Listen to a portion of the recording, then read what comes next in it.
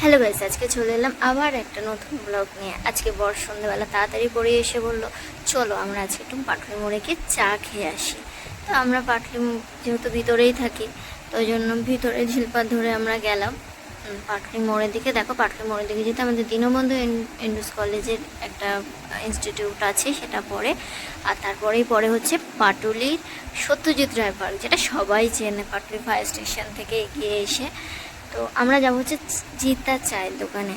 তো জিদ্দার চায়ের দোকানে অনেকেই চা খেতে আসে, বাট সেটা আজকে বন্ধ ছিল, কারণ ওখানে একজন মারা গেছিলো। তাই তো আমরা গাড়ি ঘুরিয়ে চলে এলাম হচ্ছে সত্যজিৎ রায় পার্কের পাশেই ঠিক কার্তিকদার চায়ের দোকান, ছোট্ট দোকান, বাট ভীষণ ভালো, উনি চা বানান।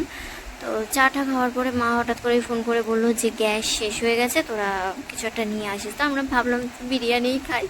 তো আমরা গাঙ্গুলি বাগান চলে গেলাম হচ্ছে, গাঙ্গুলি বাগান থেকে আরও ভিতরে সুলেখার ওখানে হাজি বিরিয়ানি, ভীষণ ভালো বিরিয়ানি, আর দামটাও খুব কম। এই যে আমার বর দাঁড়িয়ে রয়েছে মুন্নুর উপর মুন্নু চাপিয়ে। তো নেওয়ার পরে গাঙ্গুলি বাগানে আসার সময় দেখলাম যে গনু দাদা আসছে। তারপরে আমরা বাড়ি চলে এলাম।